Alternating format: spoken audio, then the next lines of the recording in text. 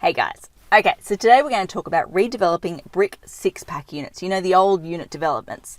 Why? Well, we get these inquiries surprisingly frequently. Usually it comes from real estate agents. They've got a client who's looking to approach a neighbour, or they've been approached by a neighbour to see if they can buddy up and redevelop the site, sell it to a developer and make an absolute fortune.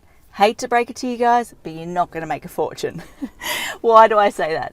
Well, the rules have significantly changed since those times. So like when were the brick 6-packs put up, like the 70s, 80s, now 2021, very different sort of story. So for example, your car parking rates. Back then you'd have one, maybe two tenant bays, one, maybe two visitor car parks out the front.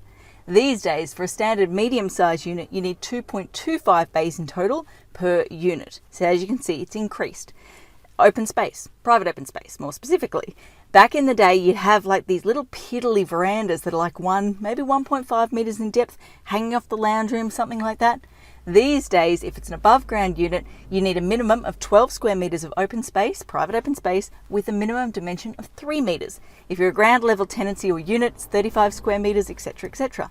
Deep planting. You now need a minimum of 10% of the site area dedicated to a minimum 4 meter deep garden bed, typically at the rear of the property. Height. Back in the day, most of these things were like basement or bottom level car parking and then 2 stories above. These days, you're limited to 2 stories in height. So, moral of the story, or the point I'm trying to get across here, is basically you will spend an absolute fortune knocking down that old brick 6-pack unit and rebuilding it back with something that is less of a yield. So you'll get less out of the property. Sure, you'll get a better looking unit, but you'll get less of a unit. So it just does not stack up.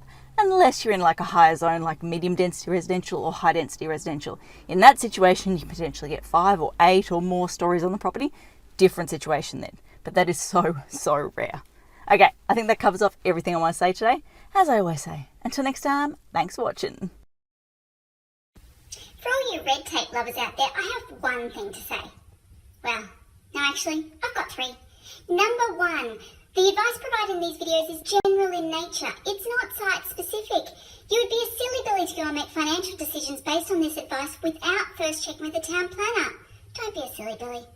Number 2, Brisbane town planning is in no way linked to Brisbane City Council. The views expressed in these videos are my own, not council's. So if you don't like them, blame me, not council. Number 3, what was my number 3? Oh yeah, the views expressed in these videos are accurate at the time of recording. If you're watching this video back 10 years from now, the views may not be so accurate. That's all. Bye.